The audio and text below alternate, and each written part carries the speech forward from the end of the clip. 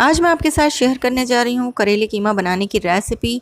जिस तरह से हमारी दादी नानी बनाया करती थी, इसी तरह से मैं आपके साथ आज शेयर करने जा रही हूँ। बहुत ही आसान तरीके से ही बनकर तैयार हो जाते हैं, एकदम फ्रेश करेले के साथ।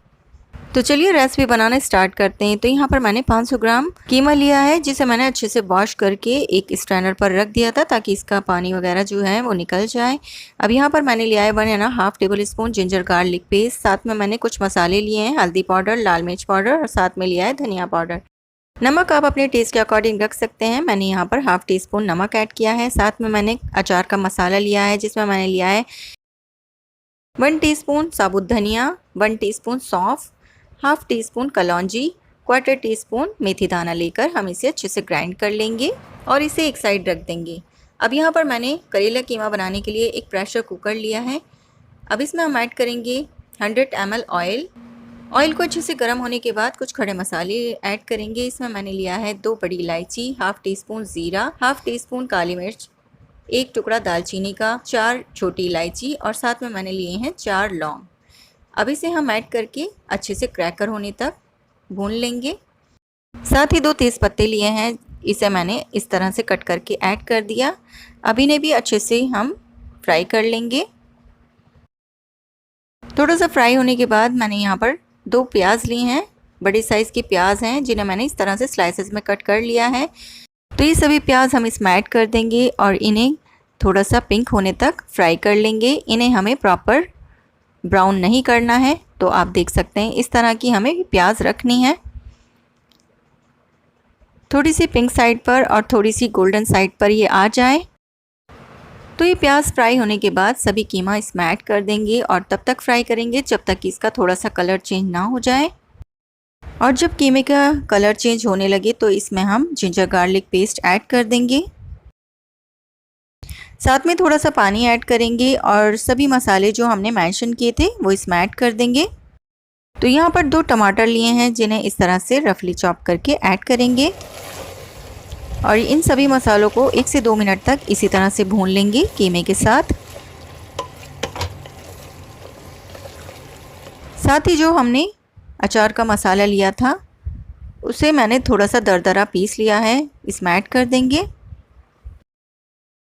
और इस मसाले के साथ भी अच्छे से भून लेंगे। इससे बहुत अच्छा फ्लेवर आता है और एकदम सोंधी सी खुशबू आ जाती है।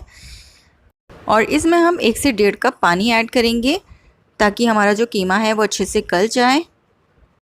तो प्रेशर कुकर की लिड लगा देंगे और 5 से 6 विजिल आने तक हम इसे अच्छे से टेंडर कर लेंगे, या तब तक जब तक कि हमारा कीमा जो है वो अच्छे से टेंडर ना हो जाए। सेकंड जो स्टेप है वो करेलों का है। तो यहाँ पर हम करेले देख लेते हैं। तो यहाँ पर मैंने हाफ kg करेले लिए हैं। इस तरह के आप देख सकते हैं एकदम फ्रेश करेले हैं। अब यहाँ पर एक करेला उठाएंगे और करेले को हम ऊपर से बहुत हल्के हाथ से पील करेंगे, यानी इन्हें अच्छे से छील लेंगे। और जो ऊपर के डंठल हैं आगे पीछे के, उन्हें हटा देंगे और इन्हें बीच में से इस तरह से कट करेंगे। और जो इनके सीड्स हैं उन्हें भी इस तरह से स्पून की मदद से निकाल देंगे। तो बस यही मेन स्टेप है इन्हें कट करने का। तो आप इन्हें ध्यान से देखें। तो एक साइड रख देंगे, इन्हें भी इस तरह से हम सभी करेले को अच्छे से छील लेंगे और इन्हें बीच में से कट करके अच्छे से क्लीन कर लेंगे। तो यहाँ पर ये करेले हमारे छिलकर तैयार हैं। करेले कड़वे होते ही हैं, तो यहाँ पर हम इनकी कड़वाहट निकालने के लिए थोड़ा सा नमक स्प्रिंकल करेंगे और नमक डालकर हम अच्छे से इन्हें इस तरह से हाथों से रब करेंगे ताकि इनकी जो कड़वाहट है वो कम हो जाए नमक के साथ। 2 से 3 मिनट तक हम इस तरह से रब करेंगे और इन्हें 5 मिनट के लिए इसी तरह से ढककर रख देंगे। तो यहाँ पर 5 मिनट हो चुके हैं। आप देख सकते हैं करेलों ने काफ़ी पानी छोड़ दिया है। अब एक एक करके करेला उठाएंगे और सिल पत्थर के साथ इस तरह से कूट देंगे। तो इस तरह से सिल का पत्थर ले लें और इसे आप इस तरह से हल्के हल्के हाथ से कूट लें। तो इस तरह से हम कट नहीं करेंगे और इस तरह से कूटने के बाद हम इसे अच्छे से वॉश करेंगे। इस तरह से कूटने से हमारी जो करेले की कड़वाहट है वो काफ़ी हद तक कम हो जाती है। ये तरीका मैं आपके साथ शेयर कर रही हूँ जिस तरह से हमारी दादी नानी बनाया करती थी। तो यहाँ पर ये करेले अच्छे से कूट कर तैयार हैं। अब इसे हम 1 से 2 पानी से अच्छे से वॉश कर लेंगे। इसके जो झाग हैं और नमक है वो प्रॉपर तरीके से निकल जाने चाहिए। तो इस तरह से हम अच्छे से स्क्वीज़ करते हुए इन्हें वॉश कर लेंगे। तो ये हमारे करेले जो हैं वो बिल्कुल कुक होने के लिए रेडी हैं। अब इन्हें हम एक साइड रख देंगे और इधर हमारा कीमा भी तैयार है। 5 से 6 विसल आ चुकी हैं। यहाँ पर हमारा कीमा जो है वो बिल्कुल रेडी हो चुका है, अच्छे से टेंडर है। अब इसे हम 1 से 2 मिनट तक इसी तरह से भून लेंगे। टाइमिंग आप अपने हिसाब से मैनेज कर सकते हैं। बस आपका कीमा जो है वो अच्छे से टेंडर हो जाना चाहिए। तो ये कीमा हमारा अच्छे से रेडी हो चुका है भूनकर, इसे हम एक साइड रख देंगे। अब यहाँ पर हम एक कढ़ाई लेंगे जिसमें हम अपने करेले फ्राई करेंगे। तो करेले फ्राई करने के लिए मैंने यहाँ पर मस्टर्ड ऑयल ऐड किया है, यानी सरसों का तेल। तेल को अच्छे से गर्म हो जाने देंगे तब तक जब तक कि इसमें थोड़ा सा धुआं ना निकलने लगे।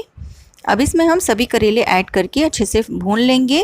बस इनका कलर थोड़ा सा चेंज हो जाएगा और इनका जो मॉइस्चर है वो इसी में ही ख़त्म हो जाना चाहिए। फ्राई करने के बाद हम डायरेक्ट ही कीमे में ऐड कर देंगे और साथ में इसका ऑयल भी ऐड कर देंगे इसमें, और कीमे के साथ करेलों को अच्छे से भूनेंगे।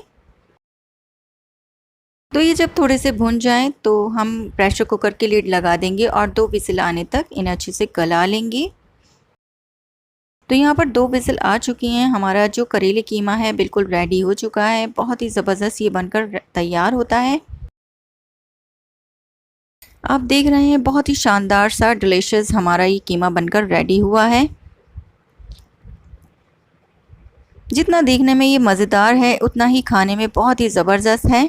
तो चलिए अब हम इसे सर्व कर लेते हैं। थोड़ा सा फ्रेश हरा धनिया इस तरह से स्प्रिंकल कर देंगे। साथ में कुछ सैलेड मैंने इस तरह से लगा दी हैं। इस तरह से देखने से और टेम्पटिंग लगेगा ये। आप इसे अपनी फैमिली में ट्राई कीजिए, ये आपको और आपकी फैमिली में बहुत पसंद आने वाला है। और जो मेरे व्यूवर्स फर्स्ट टाइम करेले कीमा ट्राई कर रहे हैं तो वो लोग ये रेसिपी ट्राई करें और अपनी फैमिली में इंजॉय करें। ये सभी को बहुत पसंद आने वाले हैं। सो फ्रेंड्स, रेसिपी पसंद आई है तो वीडियो को लाइक कीजिएगा और सब्सक्राइब किए बगैर तो बिल्कुल भी मत जाइएगा, और साथ में बेल आइकन को ज़रूर प्रेस कीजिएगा ताकि मेरी हर आने वाली न्यू वीडियो की नोटिफिकेशन आपको मिलती रहे। फिर मिलती हूँ और एक न्यू ज़बरदस्त रेसिपी के साथ। Thanks for watching.